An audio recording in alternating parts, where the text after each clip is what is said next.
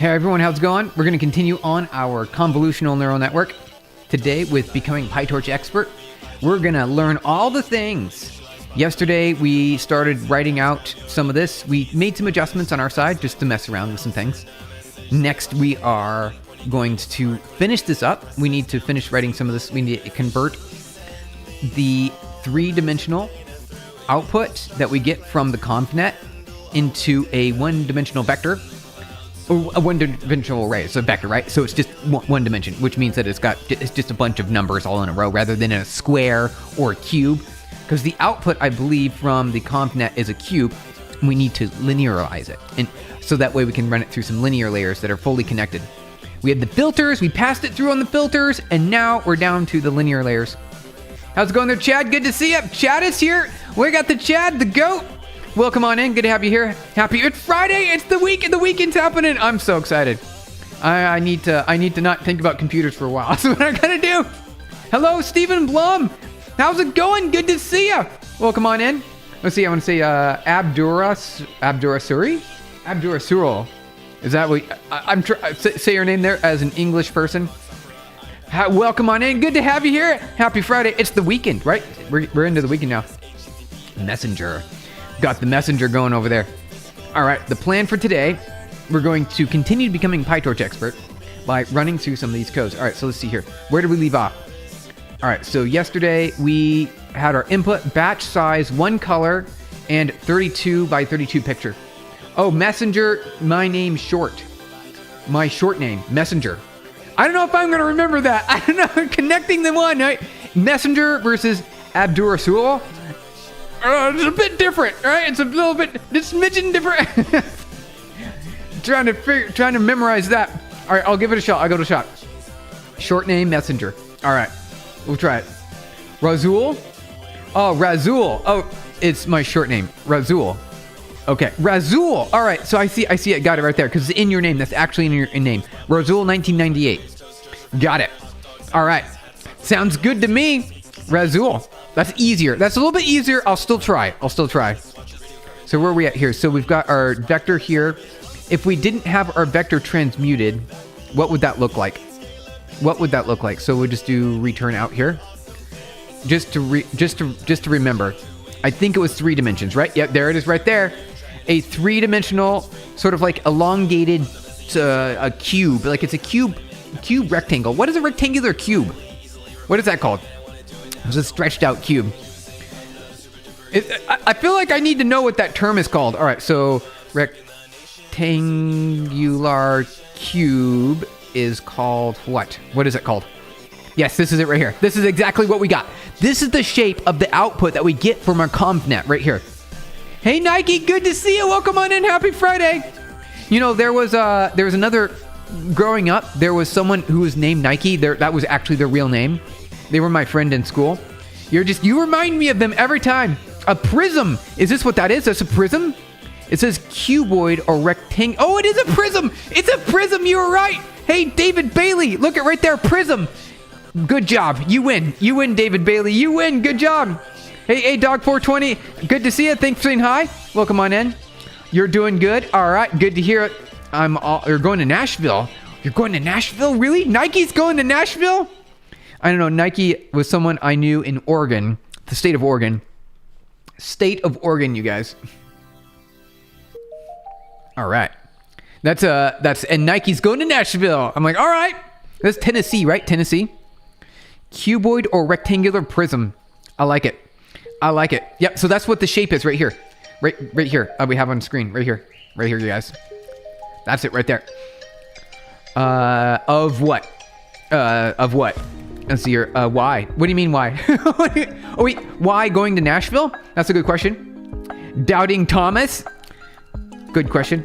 All right, so let's get rid of that. Now we are going to create a vector. So it's going to become a vector now, right? So it was before a rectangular prism or I already forgot what the other word was. A cuboid. It was a cuboid and now it is a line. We converted it into a line. We smushed all the dimensions. We did that with a really fun lambda right here. A really fun lambda right there. so I can spend the weekend with my grandma. Oh, very nice. That sounds really awesome. I hope you have a really good time. Good weekend with grandma. That sounds great. Those are good days. Those are good days. I'm too old for that now. Because my family, because I got old, so did my family, and you know they're that means that they can't be. Yeah, so treasure your family. They go away eventually. You will? Nice. All right. Okay. So let's continue on. We need, now that we got our output in the right shape, right? We got it in the right shape. Now we can pass it through as features. 576 features that have been detected. That's what we got to say for that. It's a lot of features. Hey, let's go in there. Star 234. Welcome on in. You should meet my dad. You guys would be great friends. Really? Are we software engineers? Or we just into tech? How's it going there? Tacos are good. What are you? What are you? You're a taco though. So you are a very tacos are great. I like tacos. All right. So now we need to pass it through our layers. So we're going to have 3 layers with a 10 output classifier. So let's do that here. All right. So out equals f.relu self.l1 out. There we go. I think that's the first one. And we're going to do another one there. It's business. Hey, SQ Lighter, welcome on in. Good to see you. Hope you're doing okay over there. Heard some explosions were happening. Danger zone. I hope everything's okay. Say hi to Neva for me. Morning to all. Much love. Hey, Santanix. Good to see you, Santanix Ferguson. Welcome on in. Good to have you here. Amzad, welcome on in. Thank you for clicking the hi button. Good to have you here. Money and Green Heart. Money and Green Heart, you guys. All right, so we're going to do layer 2 next. And then we're going to do layer 3 without an activation. L3. Like that, right? That's it right there. That's all we do. I think that's all we do. Return out. Let's run it. Let's run it. Are we going to get it? Oh, no, we failed. Okay. Why? Why did we fail? Mat 1 and Mat 2 shapes cannot be multiplied. I feel like I'm being misled. They are right. They should be 84. Right there. Hold on. Was this at Mat 1 and Mat 2? What line? What line was that a problem at? Let's try that first right there. All right. Try that. That should be fine. All right. That's good. That's good. All right. What about 2? Layer 2? We're good, layer 2? Okay, this is where it's happening, right here. And that doesn't make any sense, you guys, because they're both 84. Right here. They're both 84. Right there. 84s. It should be working. 100, Nike, nice. All right. Why is this a problem? It should not be a problem. 112 and 128 by 84. Well, I mean, yeah, it's not wrong. It's not wrong. It's supposed to be the, oh, I forgot a 0. I got it in the wrong spot. All right.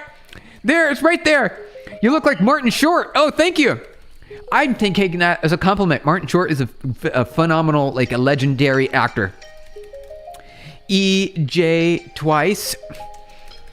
That is a legendary actor. Thank you. I appreciate it. All right, so now we fixed it. Now we're good to go. All right, now let's fix it.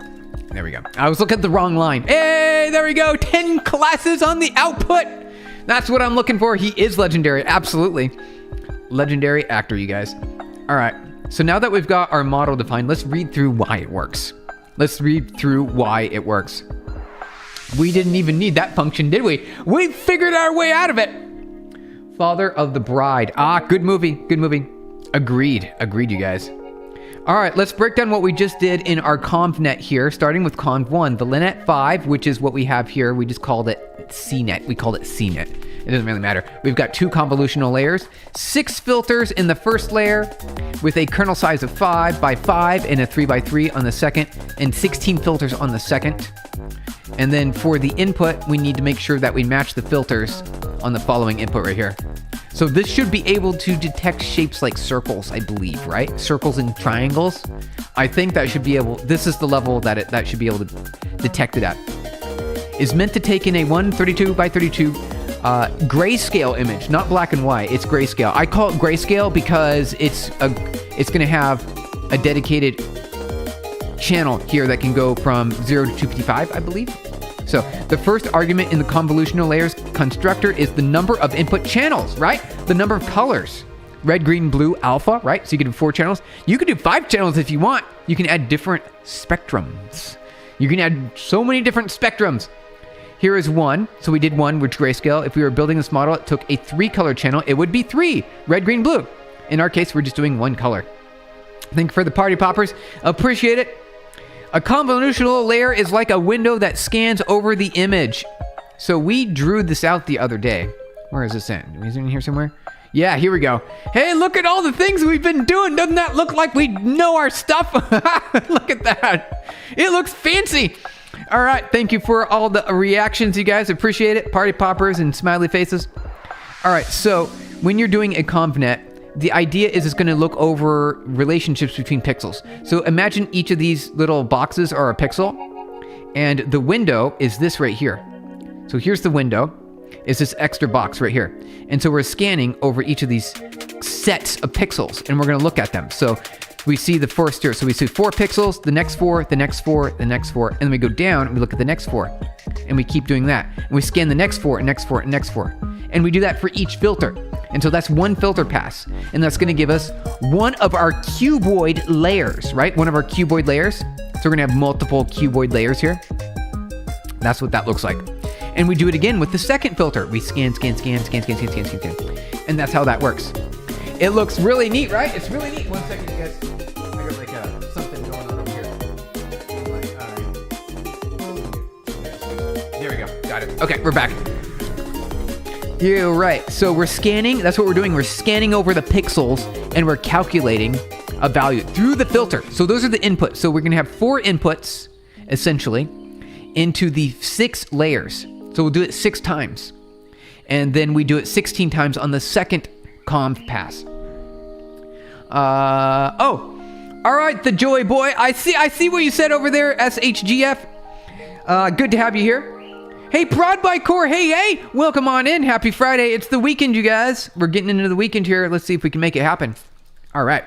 So that is the convnet right there. I'm going to continue reading because I believe there's more to it. So a convnet layer is like a window that scans over the image, right? We just showed the scanning over the image, looking for a pattern that it recognizes. It can see things like, I don't know, circles and things like that, all right? Triangles. Project Core, you're working right now at your IT job, listening and working on operating system. Hey, that sounds like a really chill day. I kind of like that. It sounds like a chilled, laid back job, does it? Or is it a little stressful? I don't know. Is it? These patterns are called features, right? The input features. So the pixels will be scanned and then pushed through a filter, which just means it's a mat mult, right? It's going to mat mult it across a random set of numbers. That's the filter. It's a filter. Everything's a matrix. That's all you got to know. Nike, thank you again for clicking the hi button. And one of the parameters of a convolution layer is the number of features we would like to learn. Right? How many features do we want to learn? This is the second argument of the constructor. That's really... Oh! So every filter is a feature detector? Is that what that is? Is that what they want it is? This is the second argument of the constructor. It's the number of features. Huh. Right there. Look at that, you guys. Right here. Right here. The number of features is 6 on the first one. The second one is 16. So we're looking for 16 features. Hey, Running Gaming. Good to see you. Welcome on in, yo. We are learning some Pytorch today, aren't we? We've got some Pytorch going on, you guys. Here we're asking, thank you for the party poppers and the hearts. Appreciate it. Good to have you here. Here we're asking our layers to learn 6 features. Are we asking it for 6 features or 16? Is it only going to be 6? I don't know. Inheritance over composition. Oh, David Bailey. Inheritance over composition. Which one's better? I would recommend composition. If you're asking me a question on between the two, composition. Hey, Broadbacker, you also added an Xbox 360 project in your channel you made. You're talking about the Discord? I saw you were talking about that, or someone was. Was that you? The vibe coding at future. It is the future. We are all vibe coding. And you know what? Story time, strap in. Earlier yesterday, I was very trusting of some vibe code that I didn't write, that someone else did. And it turns out It was vibe coded to do a thing that I didn't think it would do. Why would someone do this? It turns out the vibe coder decided to write a test to check for the existence of a string inside of a code comment. Why would you do that? Why would you do that? Why would you check for the existence of a string inside of a code comment? My dad is in an IT company. In IT company? Well, that sounds good to me. I like internet technology or information technology, right? Is that what that is? Information technology? Just above, you liken the convolutional layer to a window. Yes. How big is the window? It's the kernel. The third argument is the window or the kernel size. 5 by 5, right? Right here, 5 by 5. So that is how big the window is. And really, 5 is too big. We figured this out. We already know the answer to this. We already know the answer is 3. We already know the answer is 3. You don't need it any bigger than 3. Yes, IT information technology. Nice. That is the major right now. I'm a junior in university. Oh, hey, very nice. Okay, so that you're in a good time now. Right now, you're in a good time because check this out. All right, so Steven, community posts. Check this out right here. Zoom in on this. Zoom in. Can we zoom in further? Okay. Here. So, this is the number of job postings. They're going up. You see, they're increasing. And these roles are getting filled. However, even though they're getting filled by hiring software engineers, the number of job postings keeps going up. Isn't that great? And I anticipate this to continue onward, especially with what happened. I've been seeing with what the vibe coding is happening. Writing some unit tests that check for the existence of a string inside of a code comment. It's obnoxious. Yes, it's ridiculous. All right, so here's good news. All right, it's up 78% increase. Check that out. Really nice, isn't it? It's happening. They're hiring people that code purely with AI. They sure are. Well, it's a new tool now. Just think of it as a new tool in your tool belt. All right, you're still an engineer. We still need to solve problems. We still need work to happen. You need to be able to use it as a tool, right? It's like it's a new forklift. It's a new era. The demand for software engineering are still solid. It's still pretty good. And it's increasing, and it's going to keep increasing. Is what I'm going to think. You need to know the code to use the tool properly, right? You sure do, don't ya? You just mentioned the whole point of the story. You just mentioned it. All right, it's great to have you guys here. Let's get back to our coding tutorial. All right, 5 by 5 kernel, which means it's a 5. So if we go back to our diagram here, it's going to be a 5 by 5. So that is 1, 2. Let's make that bigger, right? Let's make that bigger. 3, 4, 5. All right, in our case, it scans the entire image. Though imagine, that this was a bigger image, you'd scan over it from that kernel size. That kernel size is very big. Really, a 3 kernel is really as big as you want to go. We learned that in the past. We know that algorithmically. So what is the 16 then? Doesn't that count as 16 features? It does to me. Is it going to dive deeper into that? If you want the kernel with a different height from a width, you can pass it a tuple. Oh, no way. Oh, that's great. So you can do a 3 by 5 kernel. There we go. All right. That sounds awesome to me. I like it. All right. Good to know. See, we're learning stuff already, aren't we? The output of convolutional layer is an activation map, a spatial representation of the presence of features in the input tensor. It sort of, abstractly it is. I'm like, not really. Convol will give us the output of tensor of a 6 by 28. 6 is the number of features, right? Because we learned that 6 is the number of features here, right there. And 28 is the width and height of our map. That is the output. And 28, interesting, because I think I saw something different. Here, return out. Let's try, what did we see different? We saw 14. You guys. We saw half because it's going over, it's splitting in half. Because I think our kernel size, right? What if we switch this to 3? What are we gonna get now? We're gonna get 15. All right, so switch it to 2. All right, it's gonna get 6. It stays at 15. All right. What if we switch it to 10? What if we really bump it up there? Oh, 11. Okay, interesting. All right, so let's bring it back to 5. Yeah, I told you we got something different. So we did an input size of a 32 by 30 pixel, and it's giving us a different input.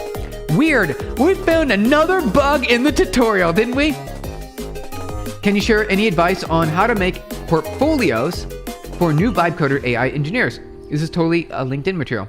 Okay, so Santanix, let's talk about that for a second. How can you impress upon someone your skills as a software engineer now that we have AI? How do you do that? How do you do it? Code it yourself? Oh, David Bailey? Yes, that's actually a good point. That is a good point. Okay, I think you just answered, make it not slop. All right, David Bailey. All right, so yes, I think that counts. You just answered the question.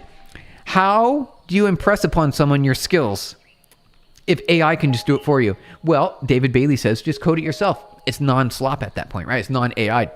That is impressive. When we see humans do feats of amazing, athleticism, we're very impressed.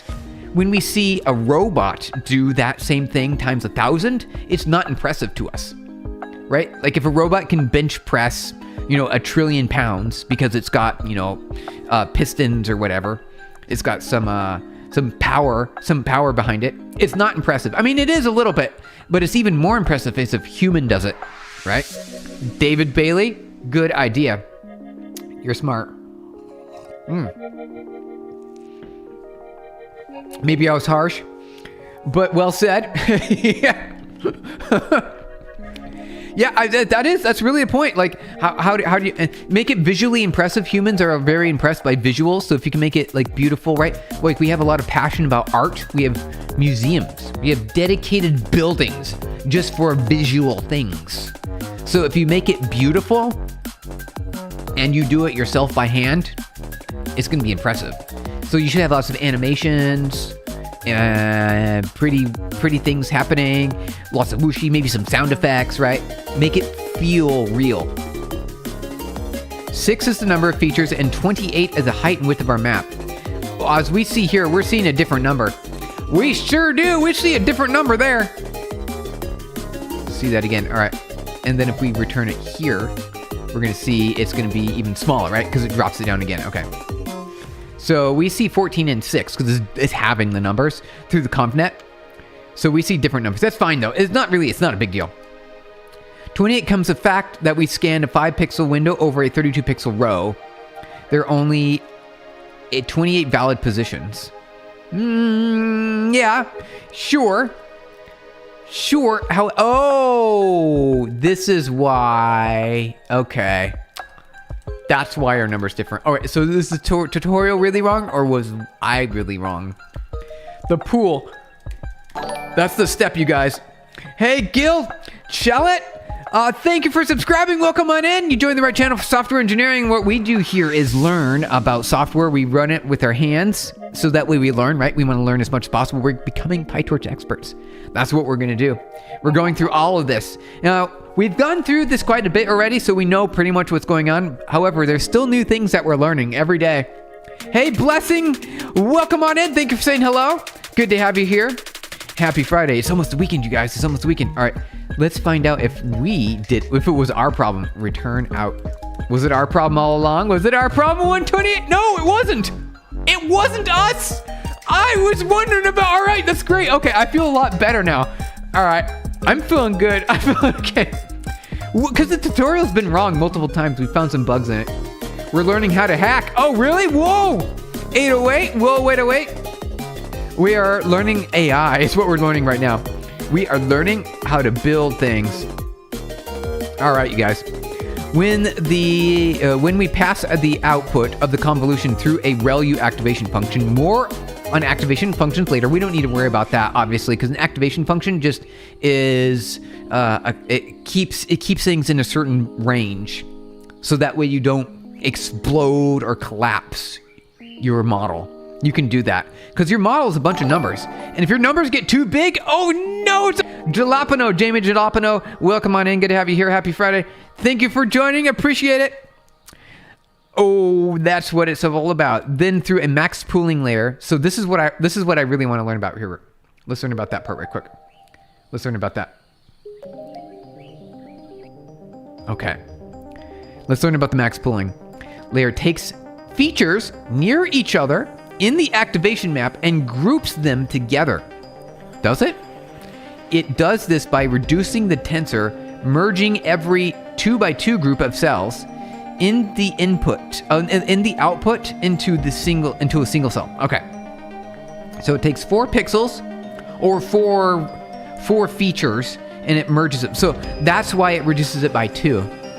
Is this right here. Otherwise, the number of features and the output size would still be the same size as the input. But when we're doing pooling, we're reducing it. Groups of cells, the output into a single cell, and assigning that cell a maximum value of the 4 cells it went into. That's all it does? That's what max pooling is? No. It's just a max? Are you serious? This gives us a lower resolution version of the activation map with the dimensions of 6 by 4, oh, by 14. There we go. Okay. Is it though? Is it? I'll find out. We are certainly going to find out, you guys. Let's take a look. All right, so let's pull this here. This is this original one. So we got a 14 by 14 here. That's because of the max pool. Okay. Hold on. Wait. Okay, so the tutorial was right. It just wasn't telling us everything. It wasn't giving us the full picture. All right. Out equals here.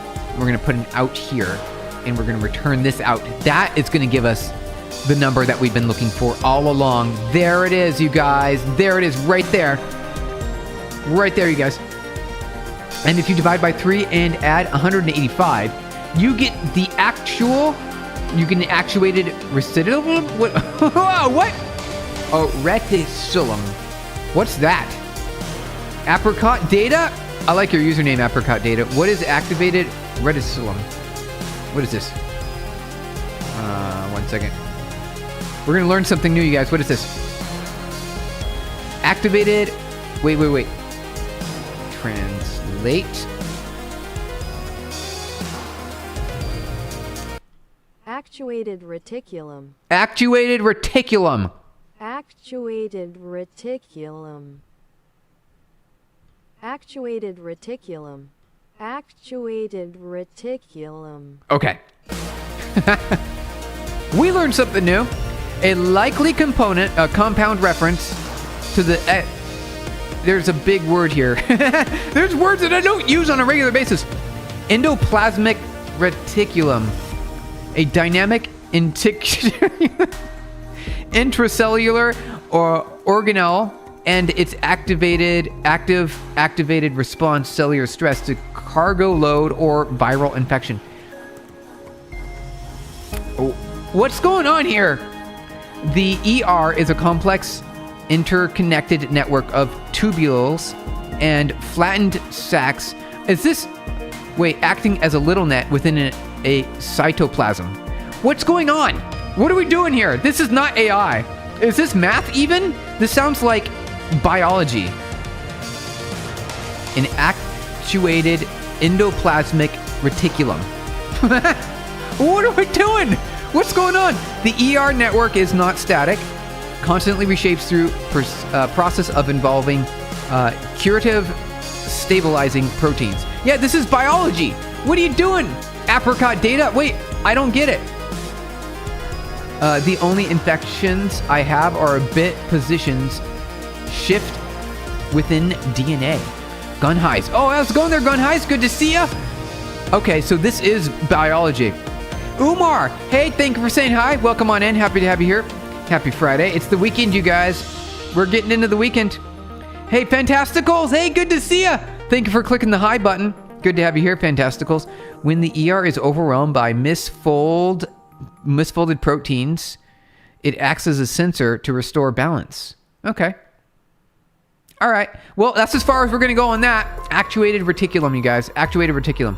Actuated reticulum. Actuated reticulum. Is it interesting? Is it? What is this? What are you? I know, right? Pedro, how's it going there, Pedro? Welcome on in. we got sidetracked. What we're doing today is we're learning Pytorch. We're going through all of Pytorch. This is a coding channel. That's what we do here. Hey, Mark Lemon, welcome on in. Thank you for clicking the hi button. Good to have you here. Appreciate it. Yep, so we are learning Pytorch. We are becoming experts, and we're walking through every detail so we memorize it as perfectly as possible. Because we're going to become experts. Regarding the portfolio thing, built it yourself, nice, coded it, Barry 2025. We have all this amazing new tools that are helping different minds, knowledge, bring new points of views to the equation. You're right. I'm seeing it all the time. I'm seeing it all the time. I'm in Respect the Craft, YOLO. Yeah, Respect the Craft. Hey, Brad Jackson's Cord Life, welcome. Good to have you here. Thank you for saying yay. What makes you say yay? What are you saying yay for? All of the AI tools? Can you please summarize your tech journey from your learning perspective? Sure. Omar, let's do it. Daniel, all right. Tips plus learning. Where do we start? Okay. So I got started on C++ when I was around 11 years old, with a book called Sam's Teach Yourself C++. There was a CD in the book, compact disc. We don't use those anymore. We use the cloud or thumb drives now. These compact discs had a compiler on it called a Borland C++ compiler. So Python, I see, yeah, you're right, Mike Oxlong, you're right. And I see what's going on there with your name. I like that. I am a psychologist who is learning Python at the moment. No way, really? Pedro? Projects related to understanding how gambling is being normalized nowadays. So maybe that's why you got in my mind feed. There you go. That's why I got in the feed. I'm staying. All right, sounds good. So if you are interested in that, we're actually using Pytorch, which is something that you can use to help determine your solution. You're programming in 6 language. Hey, DevOps team lead. Nice. Mike, that's really impressive. Not every DevOps has that level of skill. You're on the right track. So I read from the book. I typed into, a text editor, and then I ran the compiler and got a whole bunch of errors and started my journey there. Then I learned JavaScript and PHP and Perl, started building with companies and tech, got internships, then got a job, then I'm being vague. And I started my own company, started making a lot of money, went to college while I started a company, and then I realized, what was I going to do if I had graduated? What do I do if I graduate? I was going to do the same thing that I was going to do anyway. I was going to keep running the business.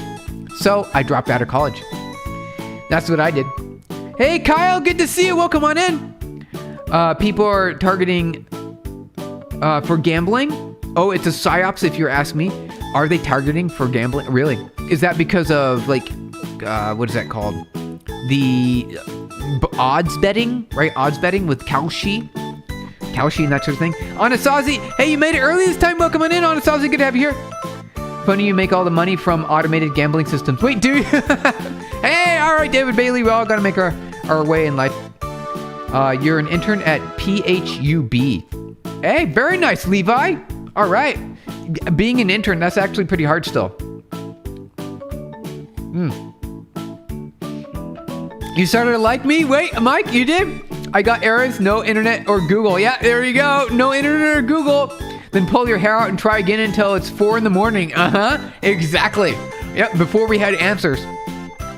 It's in the game for kids, very young ages. Yeah, oh, got it. I bet your IQ is 999 plus 999. Well, this is something I say often on this channel. Check this out. There are 3 types of people in the world. I learned this from Naruto. I learned this from Naruto in anime, if you watch this. 3 types of people in the world. You ready? So, type 1, you're born with a special skill, right? You've got a special power or ability. Type 2, you are a genius of hard work. You just work really hard. And type 3, you do none of that stuff, right? You've got nothing. You don't work hard. You do nothing. So I say everyone has the opportunity to be a genius of hard work. You should try it. That's where I am. I just work really hard. New sub, dude, positivity and coding. Hey, Mike, that's great to hear. Thank you. Great feedback. Naruto, I love it. Nice. Yeah, I love the Naruto. Know a few 3s. Hey, Brad Jackson, Cord Life. You know a few 3s? What are 3s? I missed that. Yes, love that. Nice. All right, let's get back to our code here. So we found out that the tutorial was just a smidge difficult to follow. However, it was correct in this case. It was correct because we're seeing the correct output. And then we run it through a max pool, which is going to reduce the features by half because we're doing it by half, right? So I believe, I'm actually kind of curious to see what it would look like if we did by 4, right? 4 by 4. What's it going to look like then, right? It's going to go down to 7. It should go down to 7, right? I think it should go down to 7. Third type. Oh, you're in the 3. Third type of people. All right, Brad. So you do nothing. Got it. You do nothing. Not a genius of special skill. Not a genius of hard work. Nothing. All right, got it. Got it. Understood. If you want to be the first type, think everyone can be. And in fact, I made a video teaching you how to be a genius. Did you? I could explain it here if you want. Let's do it. Explain away. Hi, Stephen. How are you doing today? Dear darling, we're doing good, dear darling. Thank you for saying. Now I combine embedded programming, circuits board design, electrical engineering, and 3D printing CAD to make my own things with ESP32s. Very nice. Very nice, Mike. So you got your ESP32, which is like a nice little microprocessor. The ESP32s are really powerful these days. They've got like multiple cores, and you can do some pretty fancy things with them, right? They're pretty good. What are the prerequisites to be Grandmaster at Kaggle? Oh, well, I mean, if you just need to use AI now these days, right? AI can write AI. It can. Also, thank you guys for all the hearts and icons there. I see the floaty heart icons. Thank you. Okay, let's get back to our code here. What's going to happen when we do this? I'm curious about this. Let's check that out. Run. Okay, yeah, I told you right there, 7. All right, we're figuring it out, are we? We are figuring it out right there. 7, right there, you guys, 7. We knew it. We knew it all along. Levi, Grandmaster at Kaggle. I don't even think I could do that. So I can't tell you. Well, I suppose we might be able to get pretty far because we're doing pretty good. We've written our own AI from scratch, our own feed-forward neural network, live on stream, multiple times in Rust, JavaScript, and Python. And now we're learning frameworks. We're learning the Pytorch framework because it's a little bit different. We're learning AutoGrad. We figured that out. Yeah, I made a Wi-Fi air quality monitor to custom boards and sensors. Hey, Mike, nice. That's awesome. Okay, so here we go. We're going to get an explanation how to be a genius. At its core, being a genius is about a problem solving in an efficiently. Okay. Solving it comes from having many tools, not necessarily from being the best at a single tool. Oh, all right. So far, it just sounds like you're talking about being efficient. You're making an OS from scratch just to get independent understanding of low-level programming. So you need device addresses, and then you need a way to process the input and output signals from those device addresses, right? I think that's like a big part of the picture there. Okay. So the strategy, if you should employ it, is to learn as many problem-solving techniques from as many disciplines as possible, and then you can combine them as you see fit. That's a good strategy. That's a really good strategy. I like it. That's a good one. Is New York a safe place? I think so. Yes. I've been there. It's really vibrant and warm, and you can feel the energy. It's really great. I was safe. I didn't have any problems. I think I've had problems in San Francisco though, and that's where I used to live. To be honest, Rust is superior for AI programming because of its efficiency. You're right, Mike. You're right. We should be using Rust. There are some good Rust libraries out there. There are some pretty good ones. We're using Python right now to learn the Pytorch library. We might jump into Rust though here eventually. We might get into it. We might. It's one of our favorite languages. Kaggle just needs to spend time learning it. Okay, got it. You just use the past few years. Kaggle's great. I like Kaggle. I use it a lot. I want to start a tech company, but I don't know where to start. Hey, Fantasticals, you just have to really start. You need to know what your product is. I think that's a big part of it, right? If you want to start a tech company. Pytorch is awesome, though. It is. It's great. I like it. Fantasticals, to start a tech company, first decide what are you going to be a service? Yeah, I know, right? What are you building? Based on like what your technical service is next, you just need to understand the biggest problems that you have. And then you solve those and then you sell your solutions to the world. You got it. You got it. You should make a hackathon for the new sub generation. We're going to do it. That's the plan. That way we know if it's just for us or not.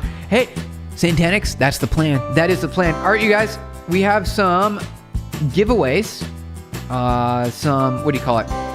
Here we go. Let's click this button. We've got a membership gifting. Terms apply. Okay, sounds good to me. Where do we do that? Hold on, I gotta make it bigger. Here we go. All right, sending out 5 gifted memberships because it's the beginning of the month. And that's what we got to do. Those of you who are here, there you go. You got some memberships, you guys. All right. Oh, wow. Levi, Brad Jackson, Shem Duns. Hey, Levi. Hey, there you go. Check it out. You got a membership. Congratulations. Let me see here. I need to be able to perform topic modeling, sentiment analysis, and a like for your project. Do you know of any other means to extract insights from text, social media commentaries, and positions? Yes. So a really good, easy approach is to use something called function calling tool use with the new Gemma model. So it's a Gemma 4. Grab the new Gemma 4 model right here, and then use function calling tool use to extract exactly what you're looking for. You'll use the intelligence of the model to process the text, to give you classifications, natural language processing, whatever you want. It will do that for you automatically. That's the easiest, fastest way to do it. And you don't have to do any training. 0 training. All you have to do is set it up in code and you're good. And you can ask ChatGPT to do it for you. Or Codex, right? Claude Code, Gemini, it can write the code for you. So that's my recommendation as a quick, easy starting point. On average, how much money does one need in New York if someone is a student? I think quite a bit, right? Because New York is expensive. Don't you have to have quite a bit? So it's like per month. I think the minimum is several $1,000s per month, right? Hackathon, count you in. All right, Mike. We'll keep you posted. The plan should be maybe later this month. I think maybe later this month. Oh, yeah, I got a membership now. I feel like a heavy return on stocks. Hey, yeah, Levi, yeah, you got it. Love seeing you in this channel again after. Hey, Beyond with John. Good to have you here. You're a beautiful man. Thank you, Prof. Middle age can still be full of energy in life. Yeah, we're in our middle ages now. You're amazing. Love it. We're in our 40s, you guys. We are middle aged. Isn't that crazy? I think it's crazy. It's not. It just happened really fast all of a sudden. You meant to say service or product. By either way of the important part is understanding the most painful problems for your customers. Hey, who are you? MTWAB FTNG. You know some stuff. You know some stuff. Who are you? You know some stuff. I recognize it. That's a good model. So small yet powerful. Yep, Anasazi, exactly. Pedro. Yep, perfect. All right, great. But what if you want to train it though? Oh, so if you want to train it, you might want to start with an embedding model. Train your own embedding with triple loss. That might be an easy start. Or if you want to create your own classes, you can do that as well. So this model that you see right on the screen, you could actually do this with text. You just need to vectorize the text in a certain way so the model can understand what it's looking at, like a picture. You got to make it like a picture. Several thousand RIP. I know it's really expensive in New York. Please don't rely on code generation by AI. There are a big chance it contains gaping security holes. It is true. It is true. You can get into trouble. Although it's still a tool, and if you use it the right way, you can make sure that you're protected. In terms of using AI and cybersecurity, you just want to make sure that you don't put any data that contains PII, personally identifiable information, into it. You can use AI for most things without... Okay. Are we still live? Okay, we are. The user interface got weird. It said disconnected for a second. Let's see. Yeah, MTWABPFTNG. You know your stuff. You can use... Oh, hey, how's it going there, Zoosh? Hey, Zoosh, welcome on back. What's up? I'm back. Just joined to say hi. And I decided to install Proxmox. Hey, all right. Got some Proxmox there. Got to try it out, of course. Backend, backed up everything so that it doesn't work out. You can get it back. All right. Nice. I thought you were 19 to 20, Umar. Oh, we are in our 40s. We're old. We're an old person now. You're correct. Just wanted to make sure your viewers don't make insecure code by copy and pasting. It always needs to be checked by a human. Yes, that's a good practice. A good practice. It's a summer break. You're gonna binge watch your Rust playlist. Whoa, no way! We made that Rust playlist a year or so ago, maybe 2 years now.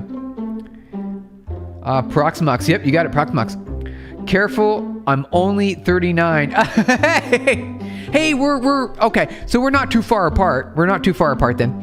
Hey, you're gonna hit 40. And this the next one. It's the big 4-0. It's coming up.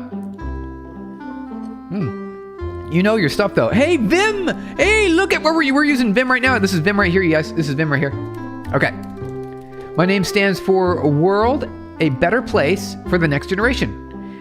World, a better place for the next generation. Oh, make the world a better place for the next generation. Hey, nice. Profession is enterprise software architect. That's why you know. That's why you know. You turned 40 today, Wisdom. Hey, Wisdom Nuggets. All right. Well, happy birthday then. Happy birthday. The big 4-0. It's all over now. It's all over. You prefer Open Nebula or Kubernetes instead of Proxmox? But Proxmox is okay for beginners. Oh, nice. Very nice. I like Kubernetes. I think Kubernetes is it's overkill for most things. Like there's a lot to it.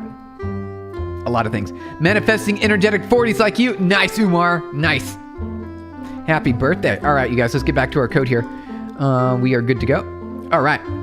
So when we pass the output of the convolution through a ReLU activation, then through a max pooling layer, that max pooling is going to reduce the number of features. The max pooling layer takes features near each other and activates them by grouping them together, and it does that by merging the 2 by 2, which is going to be a 4-cell, right? Or is it going to be 4-cell?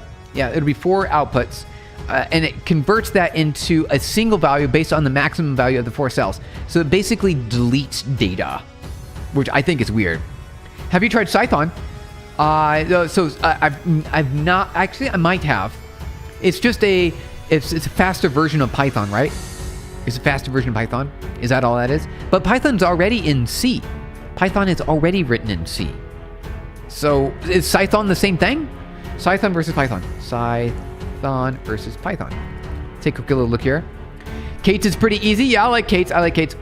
We use Kates at my company. It is overkill when you use K3s or K0s. Packages are installed easily in Artifact Hub in one command. Maybe you'll look into it. Nice. Python is a superset of Python and acts as a static compiler. Oh, so it converts your Python into C. Okay, nice. So Python is written in C. However, Python converts your actual Python code into C, and it builds it as C. Got it. Hey, IT man, welcome on in. Good to have you here. Doesn't Python just compile to C? Python is written in C, and it has an interpreter layer with a JIT, right? A just-in-time compiler, not a full C compiler. However, Python is a C compiler, right? So Python is interpreted via CPython, which is right because it's one letter different. CPython means this is the main Python. The world uses CPython is what I'm trying to say. And then Python is compiled to C, then to machine code. So it takes your Python and it compiles it to C in machine code, making it a lot faster. Using type extensions. Hey, Heart Matters, thank you for subscribing. Welcome on in. Good to have you here. Happy Friday. It's the weekend, you guys. We made it to the weekend. Kubernetes, is massive. 430 megabytes for the repository, and that's Golang code, right? That's Golang code. All of them equal. And native, the way to use, you don't see how it's so large. It is pretty big. It's 430 megabytes for Golang. I thought the Go binaries are pretty small. Yeah, import type extensions. Got it, yeah. So it's generally slower due to dynamic typing interpretation. Can be 2 to 100 times faster. Oh, Python, there you go. Right, that's great. All right. Hey, Red Derp.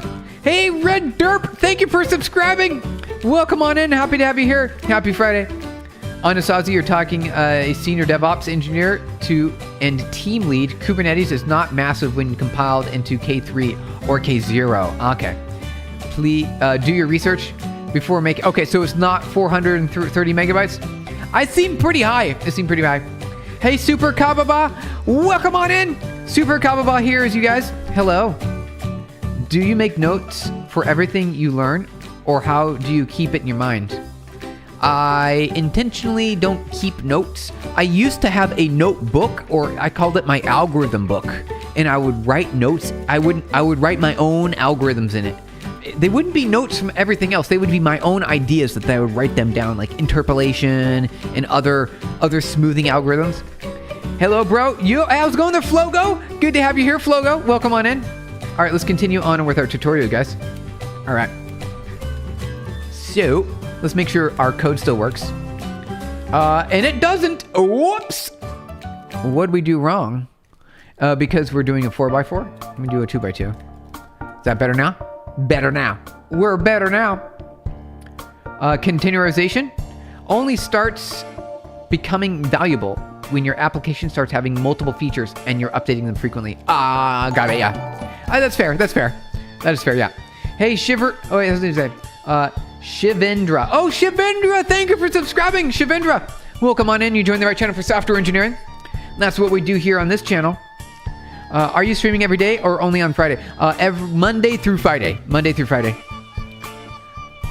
Let's see. 2 complementary separate things. It doesn't mean the end product is massive. Yeah. The repositories are for some small projects can be massive. Yeah, they can be. They can be pretty big. If they get that big, you might want to think about breaking them up into different...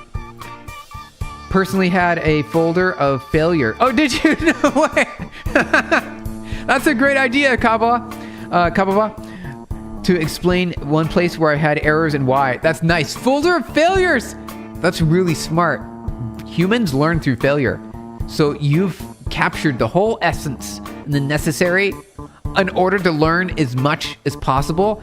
Your failures are the way to do it. You can't do it. You can do it a little bit in the other ways through your successes. You learn a lot more through your failures. Heart matters. You're right. Heart does matter. You got it. Okay. Let's get back to our tutorial here. Let's jump back in. This gives us a lower resolution version of the activation map with a dimensions of 6 by 1414. Our next convolutional layer, the next one, expects 6 input channels, right? Because we created 6 feature outputs, corresponding to the 6 features we saw by the first layer, right? And it has 16 output channels with a 3x3 kernel. It outputs a 16 by 12 activation map, which is again reduced by a max pooling layer, right? We max pool it another 2x2 right there. So it goes down to 16 by 6. Is that correct? Is that what we did here? So let's return this. Return out. Let's try it. Is it? Yep, there it is right there. 16 by 6. Error, I'm a head out. All right. Sounds good. Kababa, welcome. Good to have you here. Happy Good Friday. Yep. Loves y'all. Remember when you get famous. All right. We'll remember. Super Kababa. All right. Prior to passing its output to linear layers, the shape is 16 by 6 by 6, which is a problem. We got to fix that, right? It's a 576 element vector. If you convert it to B1, you have to convert it, otherwise it won't work. You have to, because when you're doing it through the dense layers, it is expecting a vector, not a cube, a vector. I'm using text-to-speech and it's making me sound a little bit more sarcastic than I'm trying to be. Oh, hey, is it? I didn't catch it. I didn't know. I was catching sincerity on my side. I was catching sincerity. There are convolution layers with addressing for 1D and 2D and 3D tensors. There are also many more optional arguments for a conv layer constructor, including stride length, right? So you can say how do you want to skip over a stride? So in our picture here, so when you do a stride by 1, you're looking at these 4 pixels, right? This is stride by 1. Boom, 4 pixels. Boom, 4 pixels. Another 4 pixels. Boom. We stride down. This is a stride by 1. Or you could do a stride by 2, right? So here's 1, and then it skips 2. And then it misses, but since it's a stride by 2, it'll skip these pixels over here, which I don't like, but it does that anyway. And then it goes down to these 4 pixels and these 4 pixels. Done. So a stride by 4, you're only going to get four captures, 4 pictures, really. Or a stride by 1, you're going to get a lot more. That's how that works. In the input padding, so you can scan the out of the edges of the input and more. That if you want to do that, you can do that. You can do that. I don't know why you'd want to. Though we just did recurrent layers, recurrent neural networks, RNNs. Oh, we're getting into it now, like an LSTM, long short-term memory. I remember these 10 plus years ago when they first came out and they were state of the art. Was it more than 10? Maybe it was 15 years. No, around, it was like 12 years ago, maybe. Maybe it was around 12 years ago. Before Transformers became a thing, LSTMs were all the rage. What are you trying to do today? Pedro, we are becoming Pytorch experts by walking through all of the Pytorch tutorials. We've gotten really far. We've gone through season 2, really. It's like the second set of deep tutorials. And we went through autograd, tensors, and now we're doing building models, and we're going to do LSTMs next. Now I'm really excited about this. Whoa, Clanker Place! Thank you for the 101! We're becoming Pytorch experts today, you're sure right. Hopefully quantum machine learning experts in the future. Hey, I've done that. I used the D-Wave quantum processor to create a layer in a deep learning neural network. You think I'm kidding? I really did it. All right, let me pull it up. I'm gonna brag to you guys. Wait a second, hold the phone. Here we go. I want to go to my GitHub and prove it to you guys. We're bragging now, we're gonna brag now. GitHub, Stephen Blum. All right, here we go. I'm gonna find a repository. Clanker Plays, thank you, I appreciate it. You're so good to have you here. My gratitudes to you. Let's see, Quantum. Here we go. Quantum, right there. Here we go. Are you guys ready? Quantum machine learning. Oh, yeah. Strap in. Check this out. All right. You guys think I'm kidding? Quantum machine learning versus classical machine learning. How did I do this? I did this 6 years ago. Wait, what? That's awesome. I know, right? Hey, because of you, it's because of your donation that we're going on this tangent now. Made this 6 years ago. Quantum, when added into machine learning, I claim it to be better with faster deep learning and training because it allows you to find the global minima way more quickly, right? Because that's the whole point of what quantum processors are capable of on optimization problems. Because through the lattice I call, which all of the qubits, you can shine a light. I call it shining light. Really, we're just shining electrons, right? I believe we're doing electrons. But yeah, it's an electron. It's an electron quantum processor. It will shine that through the lattice that you've defined as your layer. And it's going to find the global minima. That's awesome. Just curious what D-Wave? Yeah, I built it with a quantum support vector machine is what I call it, a QSVM. I just called it a quantum support vector machine. Quantum results are promising. Quantum machine learning converges more quickly than classical with fewer training cycles because of the collapse of the optimization layer. So take a look at the difference. So you get your standard machine learning. This is my own framework, right? So I did stochastic gradient descent and a mean squared error. So classical error updates slowly with a fixed learning rate. I did the same thing adding a quantum layer, and you can see fewer training steps to converge a lot more quickly, right? What's the optimization? The optimizer was stochastic gradient descent, right? SGD. My own custom for quantum layer. For the quantum layer, it was all the same across SGD. Well, let's find out. So I wrote it myself, right? So the source code's right here. Let's read it. This is my code from 6 years ago, you guys. Here's my quantum. Let me see here. All right, so I pass it through.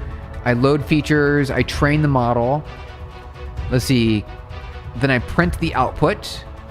Where is my loss? Loss. Samples, training images, labels, features. Where's the loss at? Updates. Oh, it's printing the... here it is, right here. Okay, loss averaged. Oh, I store it in my framework. I forgot. Oh, yeah, the glorious MNIST data set. You got it. So I vectorize it. I vectorize the images. And then I flatten the images. Then I do some downsampling. So that way it can run. Because the Gubo, the D-Wave, it didn't have so many quantum bits. So I needed to make sure that it fit properly. So let's look at... So I called it the Quantum MNIST. So let's look at the Quantum MNIST, you guys. It is a class here. So let's open that up here. All right. So a learning rate, epochs, batches, bias. I used bias differently here with a single bias value. Standard layer, sigmoid activation. So I did my own sigmoid. Linear output. Oh, I had Elliot's. Oh, look at that. I didn't know I wrote that. Look at that. Oh, many years ago. The more we learn, you guys. I'll certainly check out your repo later. Nice, Clinker Place. I'm looking at I do believe it was mean squared error. I do believe. So, sigmoid, activation error, and loss. Where is he here? Let's see, loss. Loss is being calculated inside the model, because I wrote this myself, right? So, let's go back out. Where is it? I think it's just AI.py. Here we go. All right, loss. Here we go. Loss, append, sum. Yep. See, mean squared error. Right there. Mean squared error. Really easy. Mean squared error, you guys. Super straightforward. Must be so nostalgic for you to see this repo. It is. Clinker, thank you for your donation, because if it wasn't for you, we wouldn't be looking at this now. What are you making? So, a Zyad. We wrote 6 years ago a quantum machine learning model from scratch. So we have our layer loader, base layer. So this is a layer, like a standard layer, right? So it's a linear layer, fully connected. Standard forward with our activations and our mat mults. Backward propagation with our gradients. And then I have a whole bunch of activation things. Some ReLU, some TANH, some sigmoids. I didn't even know we had these. That's crazy. Quantum, and I have a simulator here. So in order to get this to run on the quantum D-Wave quantum processor, I wanted to be able to run it locally first, because you have to schedule time for the processor. However, there is a real quantum layer here. Quantum hardware layer right here, you guys. There you go. All right, there. See, I told you. We used the D-Wave sampler with our D-Wave API key. This was 6 years ago, you guys. Isn't it crazy? Wow. That's amazing. Oh, it's so cool. And then I did uniform randomization as my initial weights when generating the layers. That's crazy. Hey, how's it going there, Kava Rod? Hello, what is that? Masters in Informatics. Asking, do be too generic. Okay, too generic, okay. See our anneal function right there. Our anneal. That means run it on the hardware. Right here. All right. Binary. What is it? What is binary quadratic something? Binary quadratic model is what we used. Yeah. It's a cubo. A cubo for binary. Oh, don't be too generic. So this is a quantum machine learning model that I wrote 6 years ago that uses the D-Wave quantum processor. It creates a single layer that's used as a filter to collapse on the global minima when passing through features in your neural network. And the results are quite impressive. When you run them, you get that global minima allows you to collapse on answers more quickly. D-Wave quantum processor. This is just the very beginning. It's just the very beginning. That was 6 years ago. Where are we now? We're way further now. I need to play around with this more, though. So there you go. I hope that gave you the answer you're looking for. Humbly requesting, can someone briefly explain what this channel is about and how I'd be applying this in my life? Well, if you want to learn about AI and how AI is being built, this is what we're doing on this channel. We are learning how to use frameworks, how to write AI from scratch. And we've done that many times. And you can see it in our videos. We have a playlist for it. I think we have a playlist to do AI from scratch. Let's see, Stephen Blum, go to playlists. Here we go. C basics, Rust blockchain, machine learning from scratch. Here you go. Right here. We got some machine learning from scratch, you guys. Pytorch. And we did a game in Pytorch. Pytorch click prediction. Oh, I forgot about click prediction. That was good. We did a bunch of things. How does the processor work? Is it not publicly available, right? It is publicly available. You can rent it. You can also rent it on AWS, although I don't know if AWS still has access to it. Thank you for the hearts, you guys. I saw the floaty heart icons there. Yeah. So many cool things. I think it's great. Where are we at here? Where'd that go? Is it gone? Oh yeah, quantum. Pretty neat, you guys. Pretty neat. Right there. So good. It's so good. And the loss you get even better loss too, right? Hey, it's my favorite song. You often look at the stuff you made from years back and wonder. You do? That's what we're doing just now. If I could build a time machine to relive those moments, hey, yeah. We're becoming Pytorch experts, we sure are. How does the processor work? It's not publicly available. It works so you can pass in, it's similar to AI, really. You can pass in a whole bunch of coefficients into a binary quadratic, so it's binary quadratic model, binary optimizer. It's an unconstrained quadratic binary optimizer, a cubo, right? A cubo. Quadratic unconstrained binary optimizer, which means that you pass in a series of coefficients into the model or into the filter, and it's going to give you some outputs. Hey, how's it going there? Suputura? Suputura.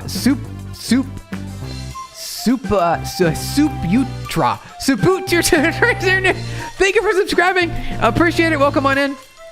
Yeah, so quadratic unconstrained binary optimizer. Define the weights on the outputs that we generate. Use usable AI weights that can be applied in classical computation.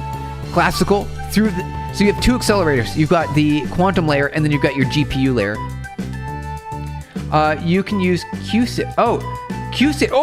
QISKit on Asazi. From IBM? That's right. Okay, so I didn't use IBM. I used D-Wave. So I remember I tried to use IBM, but it didn't give me what I wanted. I needed the Cubo. I needed the Cubo in order for it to work. Because I needed to manually control my own coefficients as I put them into the model. Does Python can automate some things in Power BI? Yeah, I think so, IT man. I think so. I sure think so. Really miss you. Hey, Todd! Oh, stand up. Oh, Todd, I just saw your message. Okay. All right, you guys. Cubo dude, really miss you. All right, Todd, sorry. All right, I just saw your message. All right, you guys, I gotta go. Do you remember me? Apple, yep. All right, everyone, we're headed out now. Hey, Todd, thank you for the mention. All right, we'll be back. Hey, guys, thank you for hanging out. We'll be back tomorrow. More AI tomorrow. Okay, see you, everybody. See you tomorrow. Bye, everybody. Have a good weekend. See you Monday. Sorry, see you Monday. We'll be starting the LSTM on Monday. LSTM on Monday. We did convolutions today and LSTM on Monday. All right, Clanker Plays. Thank you, everyone. Apple. We'll catch you later. We'll have to get back to tomorrow. Bye, everybody. See you tomorrow. Or see you Monday. Sorry, see you Monday. See you next stream. All right, bye, everybody.